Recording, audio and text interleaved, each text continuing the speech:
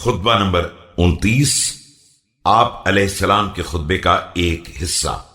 جب تحکیم کے بعد معاویہ کے سپاہی ضحاک ابن قیس نے حجاج کے قافلے پر حملہ کر دیا اور حضرت علیہ السلام کو اس کی خبر دی گئی تو آپ علیہ السلام نے لوگوں کو جہاد پر آمادہ کرنے کے لیے یہ خطبہ ارشاد فرمایا۔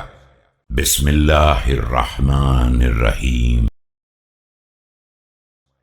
أيها الناس المجتمعة أبدانهم المختلفة أهواؤهم كلامكم يوهي الصم الصلاب وفعلكم يطمع فيكم الأعداء تقولون في المجالس كيت وكيت۔ اے وہ لوگو جن کے جسم ایک جگہ پر ہیں اور خواہشات الگ الگ ہیں، تمہارا کلام تو سخت ترین پتھر کو بھی نرم کر سکتا ہے، لیکن تمہاری حرکات دشمنوں کو بھی تمہارے بارے میں پر امید بنا دیتی ہیں۔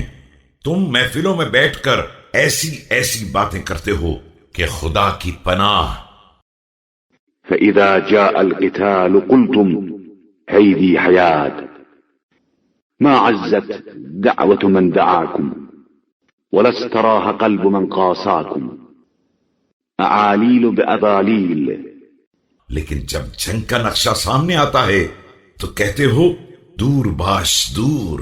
حقیقت امر یہ ہے کہ جو تم کو پکارے گا اس کی پکار کبھی کامیاب نہ ہوگی، اور جو تمہیں برداشت کرے گا اس کے دل کو کبھی سکون نہ ملے گا۔ تمہارے پاس صرف بہانے ہیں اور غلط سلط حوالے۔